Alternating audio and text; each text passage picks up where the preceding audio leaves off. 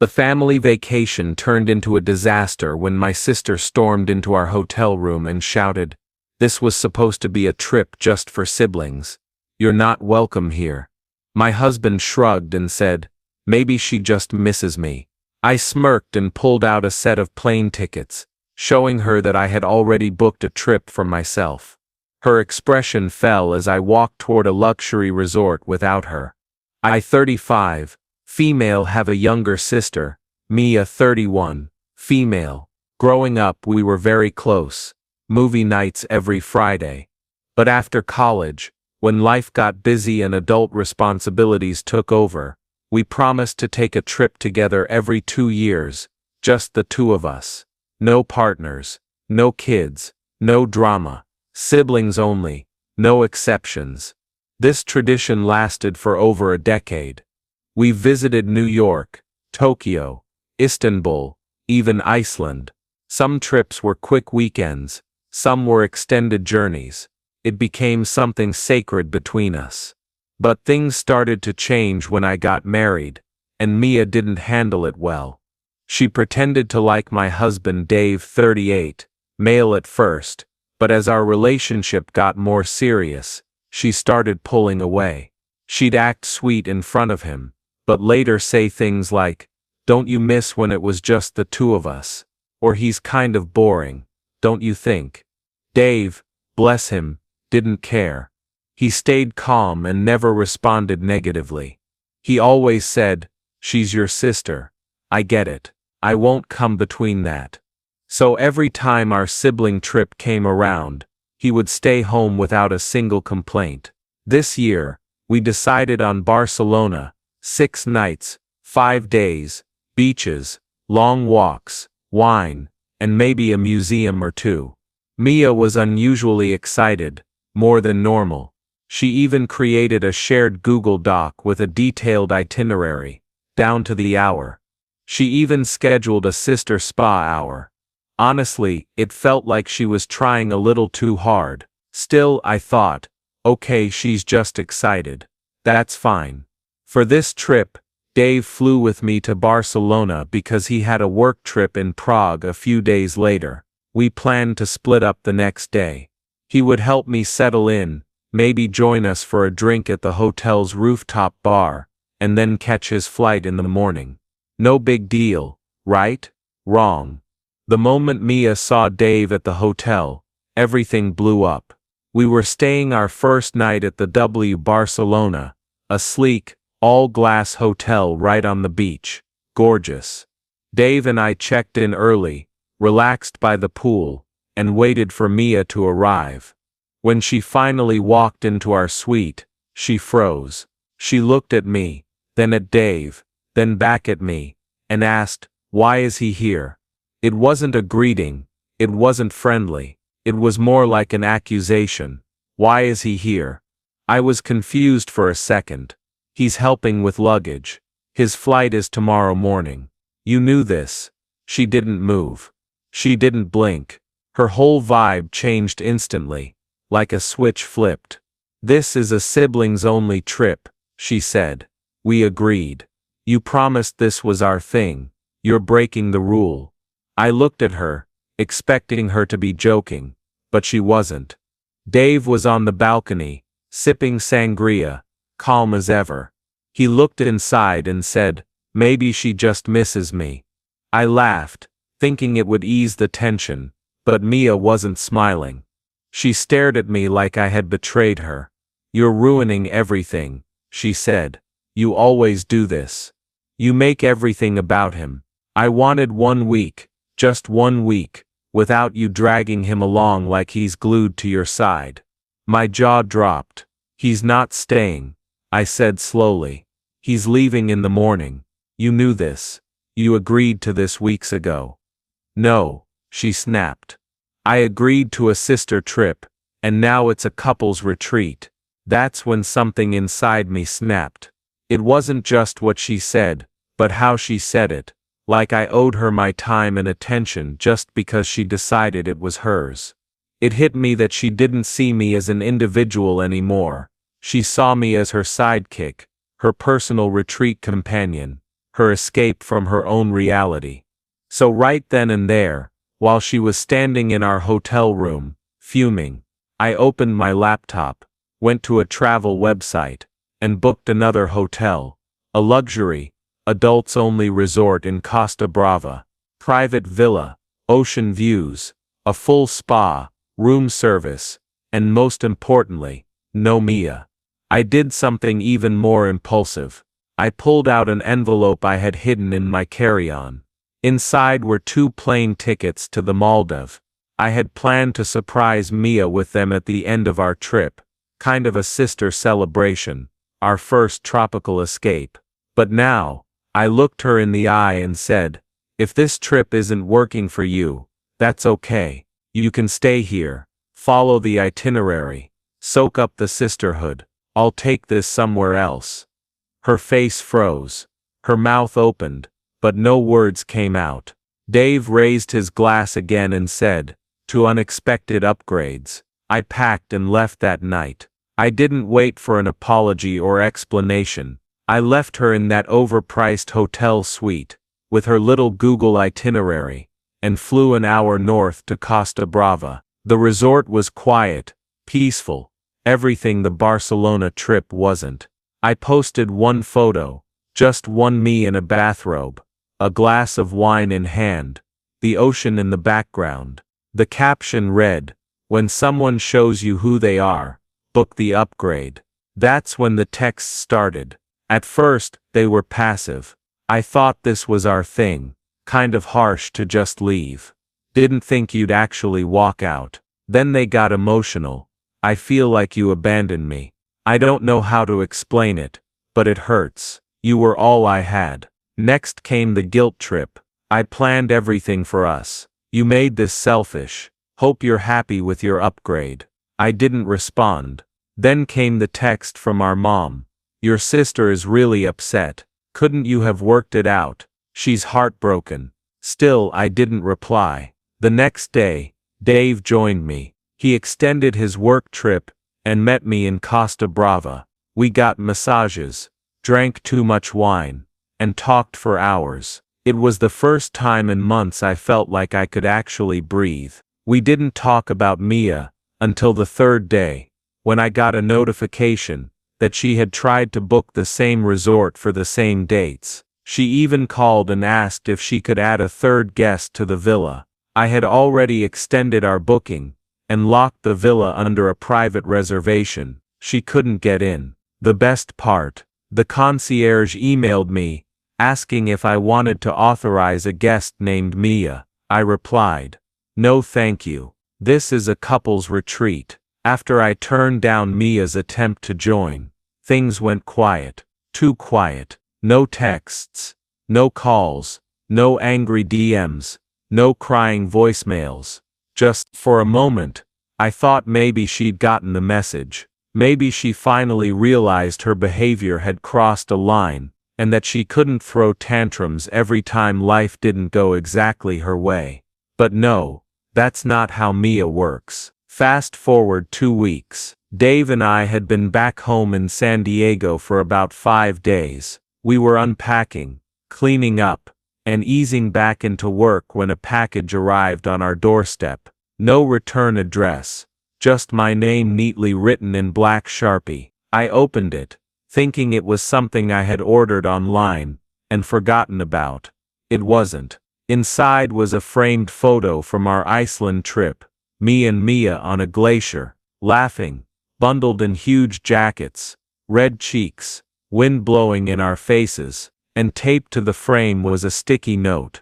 We used to be sisters, now you're just a tourist in my life. Dave saw it over my shoulder and simply said, damn. I didn't cry, I didn't scream, I didn't even get mad.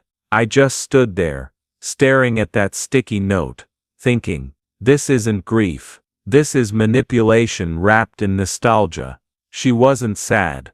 She was angry that I didn't chase her, that I didn't come crawling back with apologies. Now she was trying to hurt me, by using our memories, by using me. That's when I knew this wasn't over. The next morning, I woke up to 41 unread messages, all from a family group chat Mia had created overnight. She called it The Truth About Barcelona. Yeah, real subtle. Inside were long paragraphs, telling our cousins and mom how I abandoned her in a foreign country, how Dave manipulated the entire trip, and how I ruined the one thing she looked forward to every year. She even said, I blindsided her, and left her alone in an unfamiliar city, with no support. She didn't mention the luxury hotel, the 5-star dinner she had, or the beach club she checked into after I left. Oh yeah, I saw her Instagram posts. Solo drinks with dramatic captions like smiling through the pain, and trust no one. Some relatives tried to stay neutral. Maybe you just need space. Sisters fight. It's normal. Let's all meet for dinner and talk. Others took her side. Kind of cold, leaving your sister alone like that. She planned the whole thing, and you just ditched her. Dave always had a way of pulling me from my roots. He read those messages and raised an eyebrow. Roots? Am I a weed now? I wasn't going to respond, but Mia kept pushing, and then she dropped something that changed everything. One message said, you think she's the sweet one. Ask her why she blocked Dad on hospice. Ask her who kept the life insurance money. And just like that, she brought our dad into it. Our dad passed away 2 years ago, after a long brutal battle with cancer. Yes, I handled the hospice paperwork. And yes, I was the executor of the will. But I didn't block anyone. I followed the legal process. Mia was deep in her own world back then, half grieving, half avoiding. I tried to include her in everything. She never showed up, never answered emails, and never responded to hospice staff. As for the insurance, we both got equal shares. She spent hers in under 3 months, while I saved mine. But now she was twisting the story in front of our whole family, using grief like a weapon. I didn't reply in the group chat. I called her. She didn't pick up.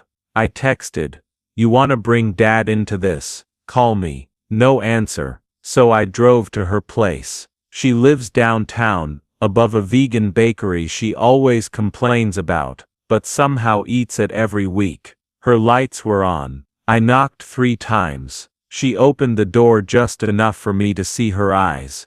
Red, but not from crying, from anger. I said, calm as ever, if you ever lie about Dad again, I swear to God, Mia, I will burn every bridge I have left with you. She didn't say a word.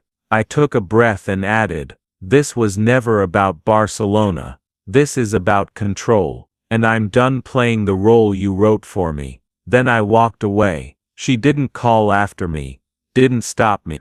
She just closed the door. Now here's the twist. A few days later, I found out through one of my cousins that Mia had canceled her lease, and said she was moving with no forwarding address. She blocked me on Instagram, blocked Dave, blocked our mom, vanished like she was staging a full-on drama reboot of her life. And where did she go? Well, that's a whole different story. Let's just say she didn't go far. And what she did next, that's when things got really unhinged. So after Mia went full ghost mode, canceling her lease, blocking everyone, and vanishing like a soap opera villain, I thought maybe that was it. Closure by chaos. Dave and I were still trying to move on. It wasn't easy though. Every time I scrolled through my old photos, or heard our dad's favorite jazz station, there she was haunting the back of my mind.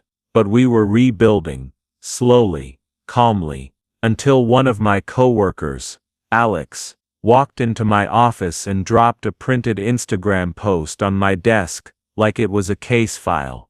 Hey, she said, isn't this your sister?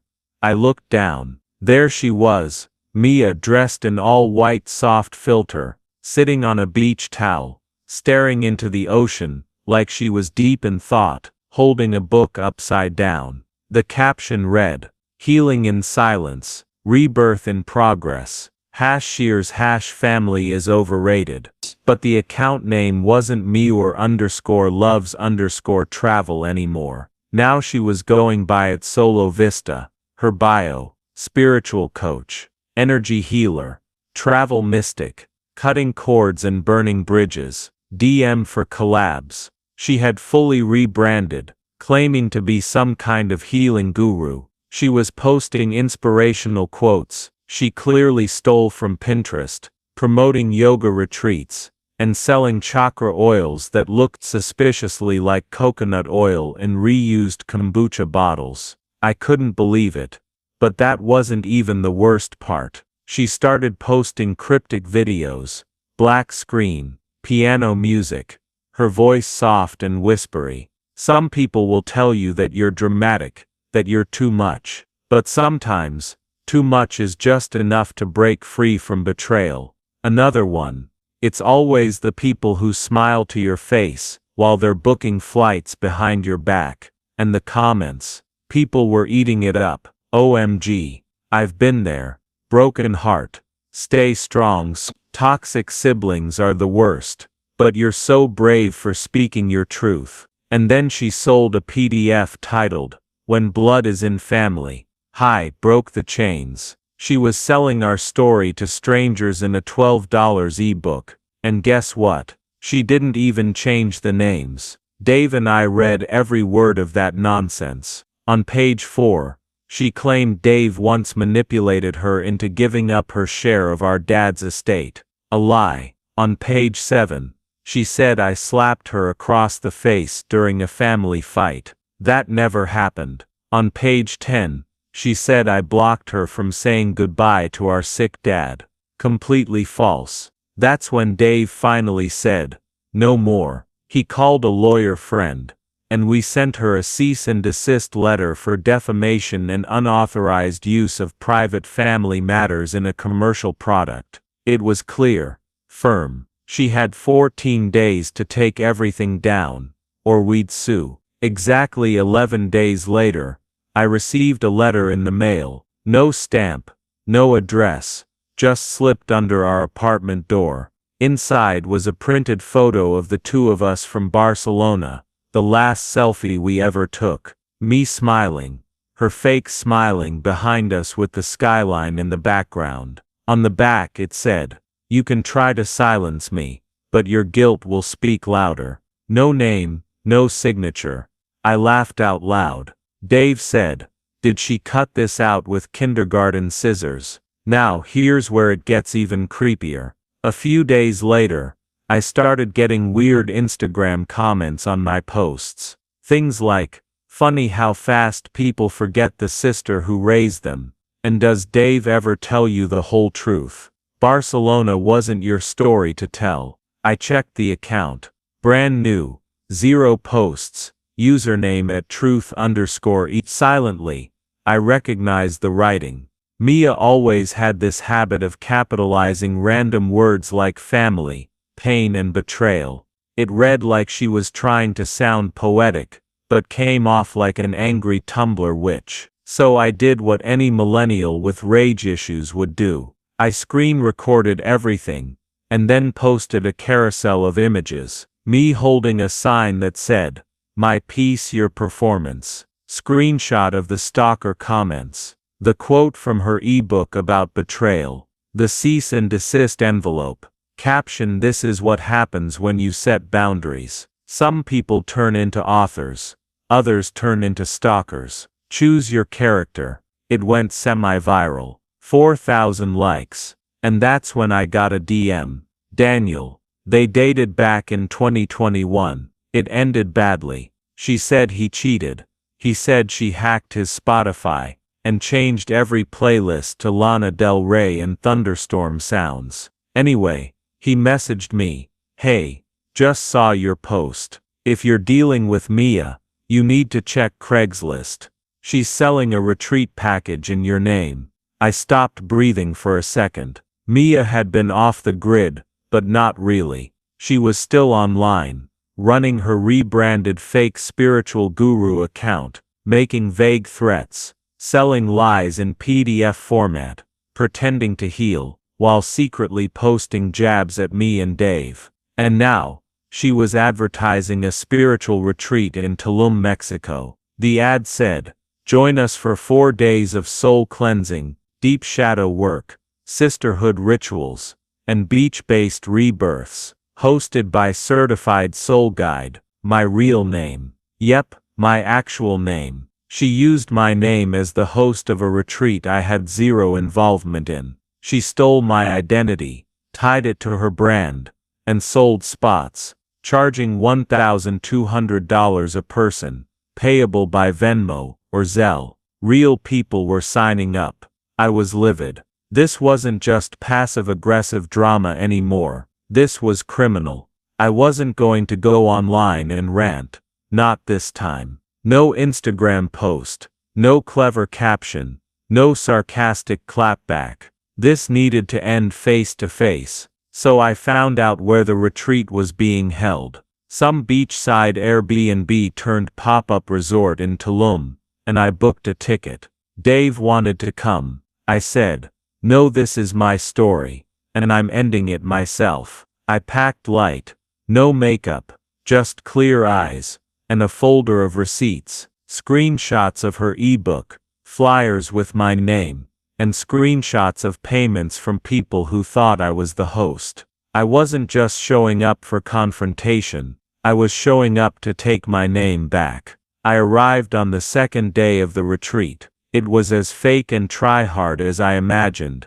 People in flowy outfits, someone banging a crystal bowl, the faint smell of Palo Santo, and overpriced sunscreen. And there she was, Mia, standing barefoot in the sand, eyes closed, arms raised to the sun, like she was absorbing moonlight in the middle of the day. She didn't see me at first, but one of the attendees did, a woman around my age, who looked at me, and did a double take. I heard her whispering to someone else, "Isn't that the host?" That's when I walked right up to the center of their little healing circle, and said, "I'm the real my name, and none of you should be here." Mia opened her eyes, saw me, and her face went pale, like ghostly pale. She tried to recover quickly.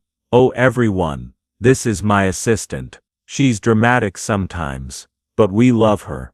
That's when I pulled out the flyer, with my full name printed in bold fancy letters, hosted by me. I turned to the group and said, "She's not a healer, she's not a coach, she's my sister. She stole my identity, and she created this entire retreat under my name. And I have proof." Someone in the group gasped, and another woman stood up. "Wait, are you saying this isn't your retreat?" she asked. I nodded. "She's been using my name, selling lies, and dragging our late father into it, to gain sympathy. She's lying to all of you." Mia snapped.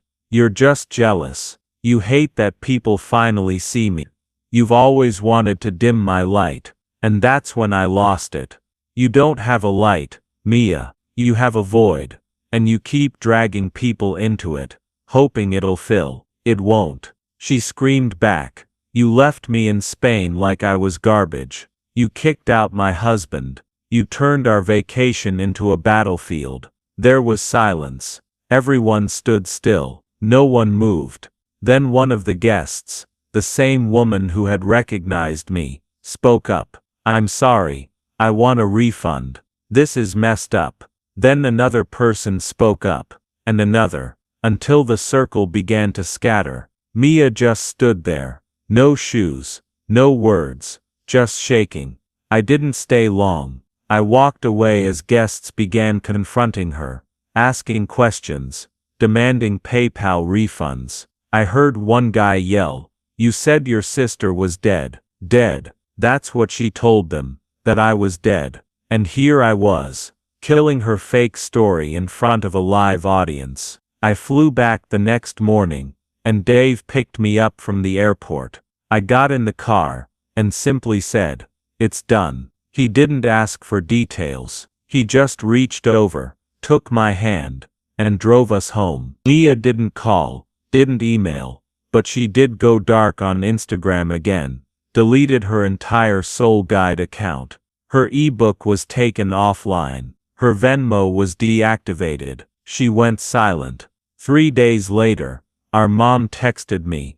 I heard what happened. Mia's not okay. I know she hurt you, but I think she needs help. I didn't reply right away. Honestly, I didn't know what to say. This wasn't about Barcelona anymore, or Dave, or even our dad. This was about someone who couldn't accept that I had grown up, that I had a life of my own, that I had boundaries. Mia wanted a sister she could control, not one she could grow with. And when I stopped being that person, she tried to destroy what was left between us. But here's the truth. No one talks about. Sometimes, the people who hurt you don't feel guilty. Sometimes, they double down. And sometimes, you have to burn the whole bridge just to feel safe again. I don't know if I'll ever talk to Mia again. Maybe one day, maybe never. But I do know this. I'm done carrying people who only know how to drag me down. And if that makes me the villain in her story, then fine. I'd rather be the villain than the victim.